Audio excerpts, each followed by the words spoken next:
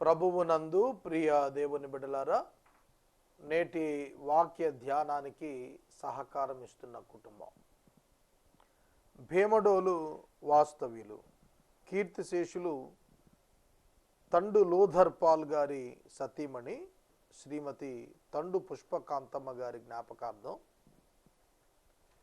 కుమార్తె ముత్యం దోర్కా సరోజినీ దేవి గారు, మనముడు సుధాకర్ పాల్ గారు మరియు మనమళ్ళు మనమరాండ్రు ముది మనమళ్ళు ముది మనమరాండ్రు. ముత్యం దొర్కా సరోజినీ దేవి గారు యేసే పరిష్కారం ప్రారంభం నాటి నుండి 15 సంవత్సరాలుగా మాకు సహకారి మరియు తల్లిగారు. తండు పుష్పకాంతమ్మ గారు బహుదీర్ఘాయుష్ పొంది ప్రభు సన్నిధికి వెళ్ళారు. సరోజినీ దేవి గారిని ప్రభువు ఆదరించాలని, సోదరుడు సుధాకర్ పాల్ గారిని ప్రభు ఆదరించాలని మేము ప్రార్థన చేస్తున్నాం. ఈ దినం వారి జ్ఞాపకార్థ కూడిక సందర్భంగా, తండు పుష్పకాంతమ్మ గారి జ్ఞాపకార్థ కూడిక సందర్భంగా సరోజినీ దేవి గారు సహకారాన్ని ఇచ్చారు. వీరికి ప్రత్యేక ధన్యవాదాలు. అలాగే యేసే పరిష్కారం వాక్యోపదేశకులు కారుపాటి శాంతిసాగర్ శ్రీమతి పద్మా గార్ల 21వ వివాహ దినము వార్షికోత్సవం సందర్భంగా వారి అక్క బావగారు మేనల్లుడు ఇందుపల్లి శామ్యూల్ ఆనంద్ కుమార్ IAS, సుజాత గారు మేనల్లుడు ఇమాన్యుయల్ సహకారాన్ని అందిస్తున్నారు. మా వివాహ వార్షికోత్సవం 21వ వార్షికోత్సవం సందర్భంగా ఎపిసోడ్ సహకారం ఇచ్చినందుకు ఇందుపల్లి శామ్యూల్ ఆనంద్ కుమార్ గారికి, సుజాత గారికి, మేనల్లుడు గారు ఇమాన్యుయల్ గారికి ప్రత్యేక కృతజ్ఞతలు. ప్రార్థన చేసుకుందాం. తలలు వంచండి, ప్రార్థనలో ఏకీభవించండి. మమ్మలను మిక్కిలిగా ప్రేమిస్తున్న మా ప్రియ పరలోకపు తండ్రి, మీకు కృతజ్ఞతలు. ఎపిసోడ్ సహకారులు కావాలని గత దినం మేము ప్రార్థించాం. ఈ దినానికి మీరు పంపారు, మీకు కృతజ్ఞతలు. మీరు సజీవుడు నాయన, ప్రార్థన ఆలకించే దేవుడవు, మీకు స్తోత్రాలు. ముత్యం దొర్కా సరోజినీ దేవి గారి తల్లి గారు తండు పుష్పకాంతమ్మ గారిని మీ సన్నిధికి తీసుకున్నారు. దీర్ఘాయుష్ ఇచ్చారు, మీకు కృతజ్ఞతలు. మీ దాసురాలు సరోజినీ దేవి గారిని సుధాకర్ పాల్ ఆయన మీ దాసుడిని మీరు దీవించమని ప్రార్థన చేస్తున్నాం. వారి కుటుంబ సభ్యులను ఆదరించండి, కృప చూపించండి. అటువలే నన్ను, నా భార్యను 21 సంవత్సరాలు వైవాహిక జీవితంలో మీ కృపనిచ్చి నడిపించి కనికరము చూపి సేవలో వినియోగించుకుంటున్న కారణాన మీకు కృతజ్ఞతలు చెల్లిస్తున్నా. మా వివాహ దినము పురస్కరించుకుని మీ దాసుడు, మీ దాసురాలు ఇందుపల్లి శామ్యూల్ ఆనంద్ కుమార్ గారు, సుజాత గారు, వారి కుమారుడు ఇమాన్యుయల్ ఇచ్చిన సహకారాన్ని బట్టి మీకు వందనాలు. బిడ్డలను దీవించి ఆశీర్వదించండి ప్రభు. ఈ సమయంలో వాక్య ధ్యానమునకు మాసాంతము వరకు సహకారులను పంపమని ప్రార్థిస్తున్నాను. కృప చూపండి. యేసు నామమున వేడుతూ ఉన్నాము తండ్రి, ఆమెన్. ప్రభువునందు ప్రియ దేవుని బిడ్డలారా, నేటి వాక్య ధ్యానం కొరకు ఇర్మియా గ్రంథము 1వ అధ్యాయము 4వ వచనము నుండి వాక్యం మీ ముందుంచుకొనండి. మనం గత రాత్రి 4వ వచనం చదువుకున్నాం. యెహోవా వాక్కు నాకు ప్రత్యక్షమై ఇలాగు సెలవిచ్చెను, గర్భములో నేను నిన్ను రూపింపక మునిపే నిన్నెరిగితిని, నీవు గర్భము నుండి బయలు పడక మునిపే నేను నిన్ను ప్రతిష్ఠించితిని, జనములకు ప్రవక్తగా నిన్ను నియమించితిని. దేవుని యొక్క అద్భుతమైన సంకల్పం ఇర్మియాకు బాల్యమున వివరించబడింది. అద్భుతం. ఇర్మియా జెహోవా ఈజ్ హై, యెహోవా మహోన్నతుడు అని అర్థం. హిల్కియా అను యాజకుని కుమారుడు, అనాతోతు ఊరివాడు, బెన్యామీను ప్రాంతం. ఒక యాజక కుటుంబంలో పుట్టిన ఒక బాలుని యొద్దకు దేవుని యొక్క అద్భుతమైన వాక్కు ప్రత్యక్షతకు వెళ్ళింది. It's wonderful. అద్భుతం కదూ? అవును. ఘనుల యొద్దకు వెళ్ళలేదు, మహోన్నతమైన జ్ఞానుల దగ్గరికి వెళ్ళలేదు, పరాక్రమవంతులైన శూరుల యొద్దకు వెళ్ళలేదు. దేవుని వాక్కు ఒక బాలుని యొద్దకు వెళ్ళింది. దేవుడు ఒక మనిషిని ఏర్పరచుకొనుటకు, పిలుచుటకు, నియమించుటకు అతని వయస్సుతో, అతని కుటుంబ నేపథ్యంతో, అతని యొక్క జ్ఞాన విద్య సమపార్జనతో, అతని యొక్క శూరత్వంతో పని లేదు. God can use anyone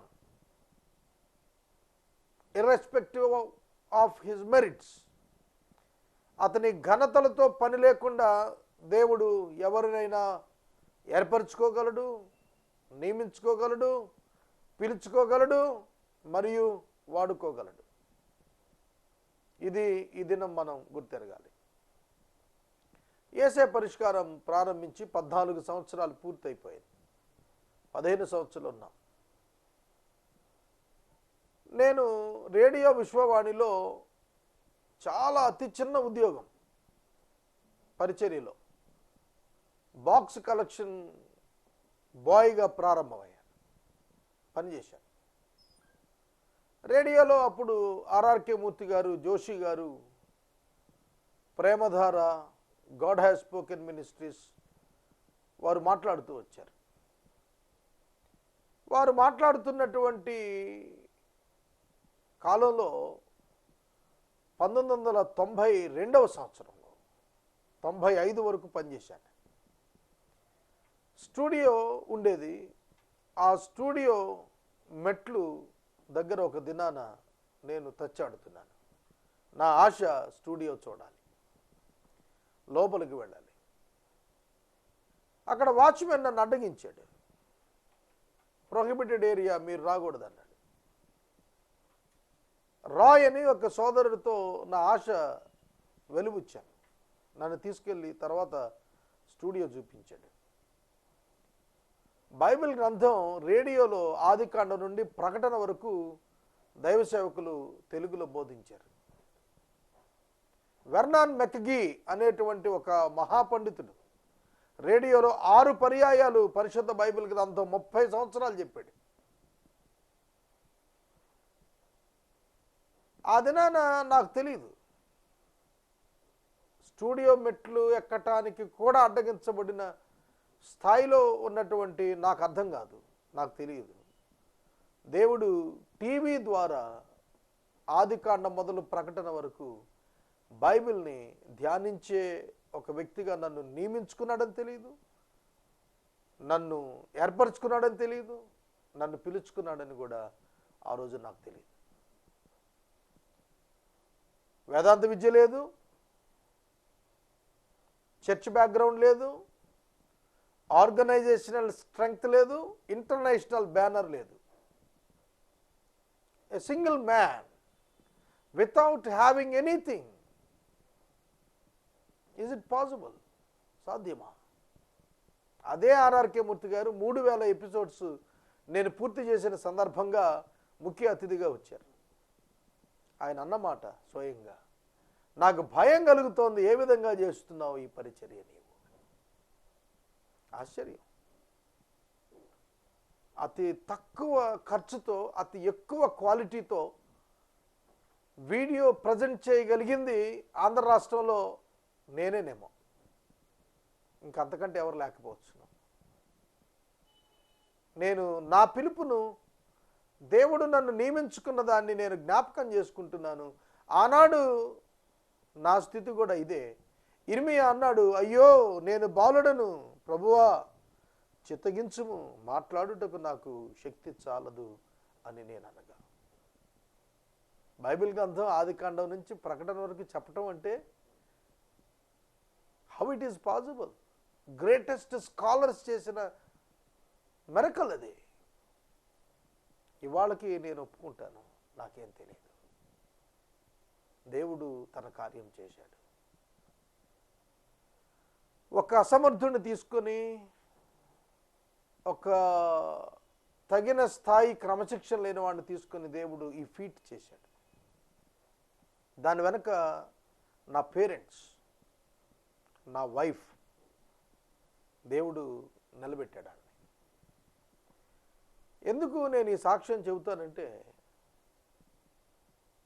దేవుడు పిలుచుకున్నప్పుడు దేవుడు తన శక్తిని బట్టి పిలుస్తాడు తప్ప పిలువబడిన వ్యక్తి సామర్థ్యాన్ని బట్టి పిలవడు.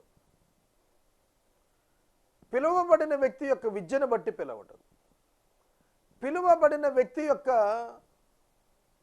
మెరిట్స్ని బట్టి పిలవడు. పిలిచిన తన యొక్క ఘనతను బట్టి పిలుస్తాడు. ఆ వ్యక్తిని వాడుకోవటానికి ఆయన సాహసం చేస్తాడు. బిలామును గద్దించడానికి గాడిదను వాడుకున్న దేవుడు. God can use a donkey to teach a lesson to the greatest prophet. ఒక మహాప్రవక్తకు బుద్ధి నేర్పడానికి గాడిదను వాడుకున్నాడు దేవుడు. నేను అంతకంటే ఎక్కువ కాదనుకుంటాను. చిత్తగించుము యెహోవా, నేను బాలుడనే, మాటలాడుటకు నాకు శక్తి చాలదు. మీరు ఒక్కసారి దేవుని పిలుపును గమనించండి. కొరింథీ పత్రికలో ప్రభువు పౌలు గారి ద్వారా సెలవిచ్చాడు, మీలో అనేకులను పిలిచిన పిలుపును మీరు చూడుడి, జ్ఞానులను వెర్రివారిని చేయుటకు పామరులను పిలిచాడు, ఘనులను వెర్రివారిని చేయటానికి అల్పులను పిలిచాడు. ఆఖరికి ఒక పదం వాడాడు, నాకు చాలా ఇష్టమైన పదం. ఆ పదం నీచులను పిలిచాను అన్నాడు. మీన్ మెంటాలిటీ కలిగినటువంటి వారిని దేవుని సేవకు పిలిచాడు దేవుడు. మనకు ఆశ్చర్యం వస్తుంది, ఏమిటి ఇట్లా ప్రవర్తించాడేంటి అని అనిపిస్తుంది కదా సేవకులు కొందరు చూసినప్పుడు. But God has called them. దేవుడు అని పిలిచాడు. ఎందుకో తెలుసురా, ఘనులను పిలిస్తే దేవుని గొప్పతనం ఏముంది? వారి ఘనతను బట్టి వాడుకున్నాడు అనుకోవాలి. కానీ ఘనహీనులైన వారిని పిలిచాడు, బలహీనులైన వారిని పిలిచాడు, జ్ఞానహీనులైన వారిని పిలిచాడు, సొసైటీలో నీచులుగా ఎంచబడిన వారిని పిలిచాడు, ఘనులను ఆశీర్వదించడానికి ఘనహీనులైన వారిని పిలిచి సువార్త ప్రకటన వారి చేతికి అప్పగించాడు. సహోదరుడా, సహోదరి, మోషే 40 సంవత్సరాల వయసు వచ్చేటప్పటికి ఐగుప్తులో సకల విద్యలలో ప్రావీణ్యుడయ్యాడు. ఐగుప్తు విద్యలంటే మామూలు కాదు. హార్వర్డ్ యూనివర్సిటీలో పిహెచ్డి చేసిన దానికంటే గొప్ప, అంత ఘనమైనటువంటి ఎడ్యుకేషన్ మోషే గడిపాడు.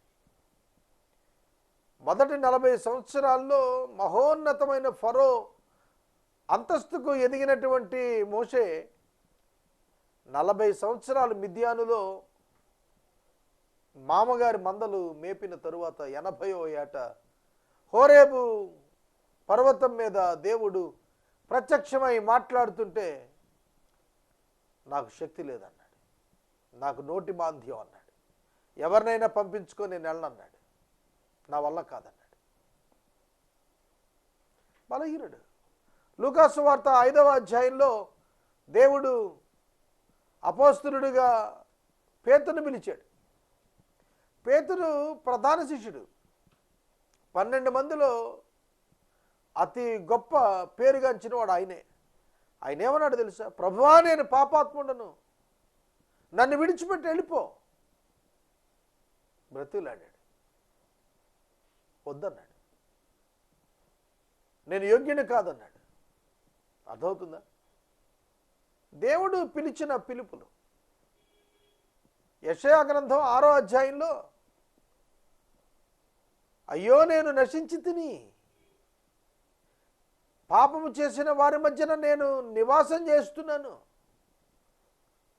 యెషయా ఆక్రందనతో ఏడుస్తున్నాడు దేవుణ్ణి చూచి. దేవుడు అన్నాడు,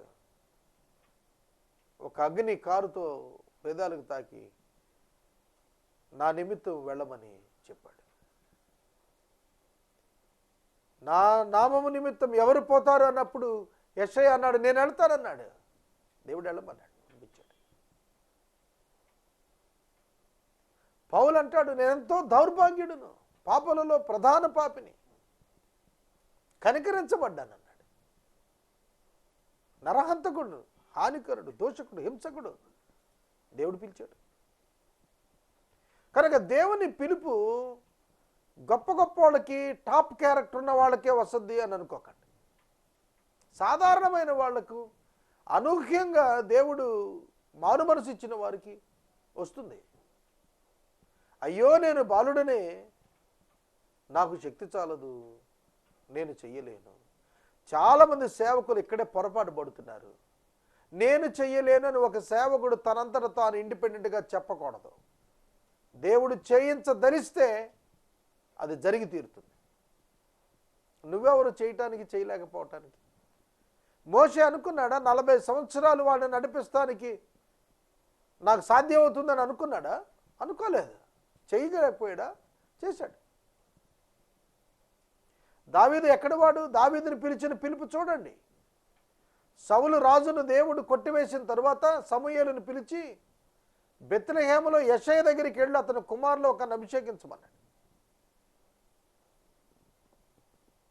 సమూయేలు వెళ్ళాడు, కూర్చున్నాడు. యెషయాను పిలిపించాడు, నీ కుమారులు పిలవాయి అన్నాడు. 8 మంది కుమారులు. మొట్టమొదట పెద్ద కుమారుని పిలిచాడు. చాలా అందుగాడు, ఎత్తున్నాడు, బలంగా ఉన్నాడు. ఇతడే అనుకున్నాడు సమూయేలు, కానీ ఇతడు కాదన్నాడు దేవుడు. అలా 7 అయిపోయారు. దేవుడికి తెలుసు కదా, వెళ్ళమన్నాడు కదా. మరి యెషయా 7 తీసుకొచ్చాడు. అప్పుడు అడుగుతున్నాడు సమూయేలు, ఇంకా ఎవరైనా ఉన్నారా? నీ కుమారులను పిలిపించు అంటే ఎంతమందిని పిలిపించాడండి? 7 పిలిపించాడు. అంటే యెషయి కూడా, యెషయా వేరు, యెషయి వేరు. యెషయి అంటే జెస్సీ, ఫాదర్ ఆఫ్ డేవిడ్, దావీదు యొక్క తండ్రి యెషయి.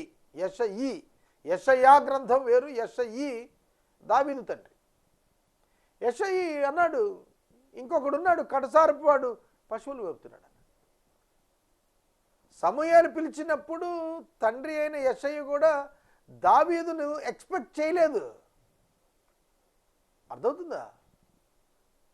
చాలామంది పేరెంట్స్కు ఇవాళకి దేవుడు వారి పిల్లలను ఎంత ఉన్నత స్థానంలోకి హెచ్చించబోతున్నాడో అర్థం చేసుకోవటానికి వారికి స్థాయి చాలటం లేదు.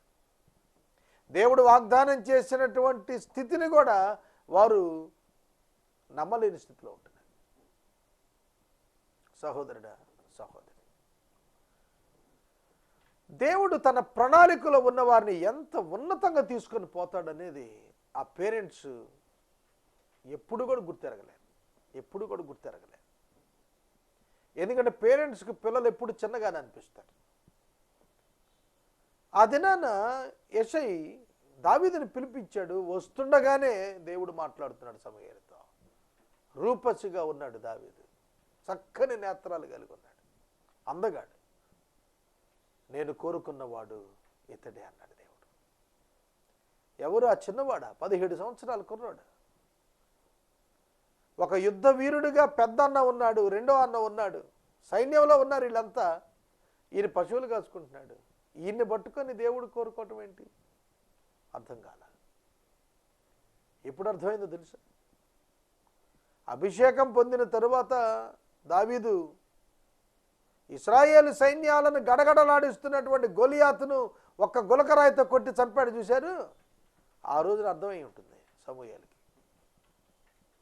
కనుక బాలుడిగా ఉన్నటువంటి దావీదుని పిలిచాడు, వృద్ధుడైపోయినటువంటి మోషేని పిలిచాడు, పని చేసుకుంటున్నటువంటి పేతురుగారిని పిలిచాడు. సోదరుడే, సోదరి, కనుక దేవుని యొక్క పిలుపు మనం గుర్తెరుగుతున్నప్పుడు అద్భుతమైనటువంటి పిలుపది. చాలామంది అనుకుంటారు అది అందరికీ దొరకదండి. దేవుని పిలుపు నూతన నిబంధనలో ప్రతి విశ్వాసికి వస్తోంది. దానికి లోబడి ముందుకెళ్ళిన వాడు ఆశీర్వదించబడతాడు. ఆయన సర్వజ్ఞానంలో భవిష్యత్ జ్ఞానంలో ఎరిగినవాడు కనుక ఆయన శక్తిమంతుడే, ఆయన నెరవేరుస్తాడు. నేను బాలుడను అనవద్దు, నేను బాలుడను అనవద్దు, నేను నిన్ను పంపు వారందరి దగ్గరికి నువ్వు పోవాలి. కనుక నువ్వేమై ఉన్నావు అది అవసరం లేదు. నీ కమిట్మెంట్ ముఖ్యం, నీ ఒబీడియన్స్ ముఖ్యం. కనుక దేవుని వెంబడించటానికి కావలసినటువంటి విశ్వాసము, నిశ్చయత కావాలి తప్ప నీ జ్ఞానము, నీ వయస్సు, నీ అనుభవం అక్కర్లేదు. ఒక ఆయన నాతో మాట్లాడుతున్నాడు, అయ్యా మీరు అనుభవం గల ప్రసంగికుడు అన్న. నేను నవ్వాను. అనుభవం గల ప్రసంగికుడు అంటే ఏమిటి? అనుభవం గల ప్రసంగికులు కావాలా, ఆత్మచేత నడిపించబడే ప్రసంగికుడు కావాలా సమాజానికి? ఆత్మచేత నడిపించబడే ప్రసంగికుడు కావాలి. అనుభవజ్ఞుడైన ప్రసంగికుడు ఎందుకు? ఇదేమన్నా క్లాస్ రూమ్ టీచింగా? దేవుని ఆత్మ యందు విశ్వాసం ఉంచి విధేయత చూపించేటువంటి దీనత్వం కలిగిన ఒక సేవకుడు కావాలి దేవునికి. ఎమిల్ జబాసింగ్ అని ఒక దైవ సేవకుడు, విశ్వవాణి ఫౌండర్, ఆయన అన్నాడు, మాట్లాడే దేవునికి మాట్లాడే మానవుడు కావాలి. మాట్లాడే దేవునికి మాట్లాడే మానవుడు కావాలి. God wants to speak through the men of God with the society. సమాజానికి దేవుడు తన వాక్కు వినిపించడానికి తన సేవకులకు దేవుడు పిలుచుకుంటున్నాడు. ఈ యూదా జనాంగానికి 40 సంవత్సరాలు స్పోక్స్మెన్గా పనిచేయాలి. అందుకే ఇర్మియాను తీసుకున్నాడు. ఇర్మియాను దేవుడు పిలిచినప్పుడు అంటున్నాడు, నీవు నేను పంపు వారందరి యొద్దకు పోవాలి. మిషన్స్లో ఇది చాలా ప్రాధాన్యత. దేవుడు పంపు ప్రజలు, దేవుడు పంపు స్థలాలు. బైబిల్లో మీరు చూడండి, మోషేని పిలిచినప్పుడు నువ్వు ఐగుప్తుకి వెళ్ళు అని చెప్పాడు. యాకోబుని పిలిచినప్పుడు ఐగుప్తుకి వెళ్ళు అని చెప్పాడు.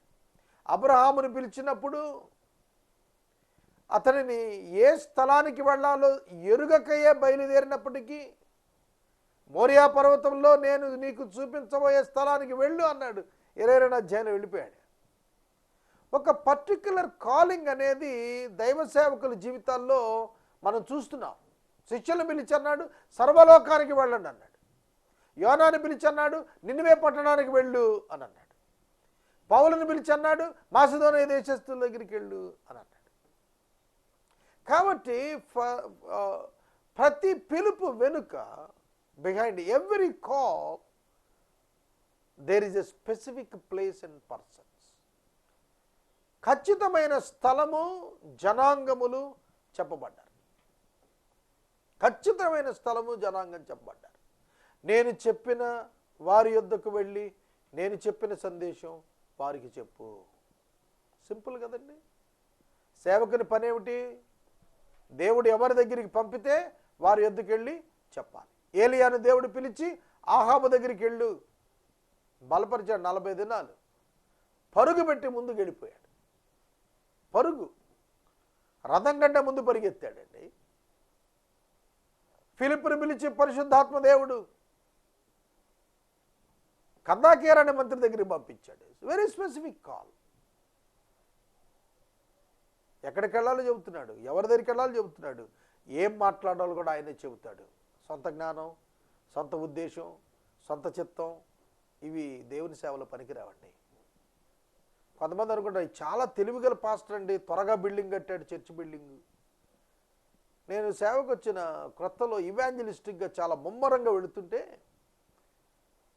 2 ప్రముఖులు పెద్దలు ఇంటికి వచ్చి మరి చెప్పి వెళ్ళారు, అయ్యా నీకున్న తలాంతికి ఒక కొద్దిమందిని ప్రభు పేరిట ఒక 100 మంది ఉద్యోగస్తుల్ని సమకూర్చుకో, ఫలానా వారు చూడు ఎంత చక్కగా బిల్డ్ అయ్యారో అలా చేసుకోమన్నాడు. అది జరిగిపోయి 20 ఏళ్ళు అవుతుంది.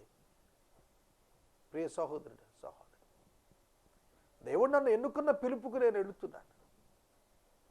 నా జ్ఞానంతో, నా ఇష్టంతో, నా శక్తితో, నా అనుభవంతో, నాకున్నటువంటి తలాంతుతో నేను నిర్మాణం చేస్తే అది సంఘం ఎందుకు అవుతుంది? నా సొంత కుంపట అవుతుంది. ఇవాళ చాలా ఉన్నాయి ఇట్లాంటి. దేవుడు చెబుతున్నాడు, ఎక్కడికి వెళ్ళాలో దేవుడే చెబుతాడు. నిన్ను నేను పంపు వారందరి యొద్దకు నువ్వు వెళ్ళాలి. నీకు నేను ఆజ్ఞాపించిన సంగతులన్నీ చెప్పాలి. నేనేం చెబుతాను నీకు, అవి వారికి వ్యతిరేకంగా ఉంటే వాడు నిన్ను భయపడితే నువ్వు భయపడకూడదు. ఏమండి, మీరు వెళ్ళి అయ్యా యేసుని నమ్మకపోతే నువ్వు నరకానికి వెళ్ళిపోతావు అని కనుక మీరు చెబితే ఎవరైనా పాజిటివ్గా రిసీవ్ చేసుకుంటారా? చెప్పండి. యేసును నమ్మకపోతే నరకానికి వెళ్తావు, యేసు ఒక్కడే దేవుడు, యేసు తప్ప వేరొక దేవుడు లేడు అని నువ్వు అంటే అవతల వాళ్ళు స్మూత్గా ముందు పెట్టుకుంటారా? కోపగించుకుంటారు, తృణీకరిస్తారు, గాయపరుస్తారు, హింసిస్తారు. భయపడవద్దండి. ఫ్రమ్ ద బిగినింగ్ దేవుని పిలుపు పొంది పని ప్రారంభించిన ఏ వ్యక్తి కూడా తన మిషన్లో కంఫర్టబుల్ జోన్లో లేడు. మోషే వెళ్ళాడు ఐగుప్తుకి. ఎట్లా ఉంది మోషే పరిస్థితి? 10 పర్యాయాలు 10 అద్భుతాల చేత ఫరోని ఎన్కౌంటర్ చేసినప్పుడు ఎటువంటి టెన్షన్ వచ్చేసింది మోషేకి. ఫరోన్ ఢీకొంటామంటే మాటల, చక్రవర్తి దగ్గరికి వెళ్ళి దేవుని పేరిట ఆజ్ఞ డిక్లేర్ చేసి వచ్చాడు. It's not a joke. మోషే లైఫ్ రిస్క్లోకి వెళ్ళాడు. అలాగే దైవ సేవకులందరూ కూడా దేవుని యొక్క మాట దేవుడు చెప్పిన ప్రజలకు దేవుడు చెప్పినట్లుగా చెబితే they will be on the dangerous zone. ఖచ్చితంగా ఖచ్చితంగా అదే అందుకే చెప్పాడు, వారికి భయపడద్దు, నిన్ను విడిపించుటకు నేను నీకు తోడై ఉన్నాను. ఇదే యెహోవా వాక్కు. It's the blessing. ఒకటి గుర్తెరగాలి, పరిచర్యలో who is the supporter, who is your sponsor? God will be your sponsor. God only the supporter. దేవుడు ఒక్కడే నీకు సహాయకుడు. ఆయనే విడిపించాలి. ఆయన విడిపించకపోతే ఏం లేదు. నేను అనేక సంఘటనల్లో ఇలా విడిపించబడిన అనుభవాలు నాకున్నాయి. దేవుని చేత భయానకమైన సిచ్యుయేషన్స్ క్రియేట్ చేశారు. ఒంటరి అయ్యాను అనుకున్నాను, కానీ దేవుడు నన్ను విడిపించుకొచ్చాడు. దేవుడు వాగ్దానం చొప్పున దేవుడు నడిపిస్తున్నప్పుడు, దేవుడు పిలుపు చొప్పున దేవుడు నడిపిస్తున్నప్పుడు లోకం ఎదుట దేవుడు మనల్ని రుజువు చేస్తాడు. నేను వాక్యాన్ని ముగిస్తున్నాను. దేవుడు అతనికి ఇస్తున్న బ్లెస్సింగ్ తర్వాత రేపటి దిన మనం ధ్యానిద్దాం. ఎపిసోడ్ సహకారులు రేపటి నుండి మాసాంతం వరకు కావాలి. ఈ దినం ఎపిసోడ్ సహకారం ఇచ్చిన వారు 2, భీమడోలు వాస్తవ్యులు కీర్తిశేషులు తండు లూథర్ పాల్ గారి సతీమణి శ్రీమతి తండు పుష్పకాంతమ్మ గారు ప్రభు సన్నిధికి వెళ్ళిన సందర్భంగా వారి జ్ఞాపకార్థం కుమార్తె ముత్యం దొరకా సరోజినీదేవి గారు, మనమడు సుధాకర్ పాల్ గారు మరియు కుటుంబ సభ్యులు, అలాగే ఏసే పరిష్కార వర్తమానికులు కారుపాటి శాంతిసాగర్ గారు, శ్రీమతి పద్మ గారి 21వ వివాహ దినం సందర్భంగా అక్కా బావగారులు ఇందుపల్లి శామ్యుల్ ఆనంద్ కుమార్ ఐఏఎస్, శ్రీమతి సుజాత గారు మేనలుడు ఇమ్మాన్యుయల్ సహకారాన్ని ఇస్తున్నారు. దేవుడి కుటుంబాలను దీవించినట్లు ప్రార్థించండి. ప్రార్థించుకుందాం. మమ్మల్ని మిక్కిలిగా ప్రేమిస్తున్న మా ప్రియ తండ్రి, మీకు వందనాలు. ఇర్మియా పిలుపు ధ్యానిస్తున్నాం. ప్రతి సేవకుడు ప్రోత్సహించబడుటకు సహాయం చేయండి. ప్రతి క్రైస్తవుడు సేవ చేయుటకు ధైర్యం తెచ్చుకున్నటకు కృప చూపండి. ఎపిసోడ్ సహకారాలు ఇచ్చినటువంటి మీ బిడ్డలు ముత్యం దొరకా సరోజినీదేవి గారు, వారి కుమారుడు సుధాకర్ పాల్ను దీవించండి. శామ్యుల్ ఆనంద్ కుమార్ గారు, సుజాత గారు, వారి కుమారుడు ఇమ్మాన్యుయల్ను మీరు ఆశీర్వదించండి. ఎపిసోడ్ సహకారాలను విస్తారంగా పంపండి. ప్రతి అవసరం తీర్చండి. యేసు నామమున ప్రార్థిస్తూ ఉన్నాము తండ్రి, ఆమెన్. తండ్రి అయిన దేవుని ప్రేమ, కుమారుడైన యేసయ్య కృప, పరిశుద్ధాత్మ దేవుని యొక్క అన్యోన్య సహవాసం సదాకాలం మనందరికీ తోడై ఉండును గాక. ఆమెన్.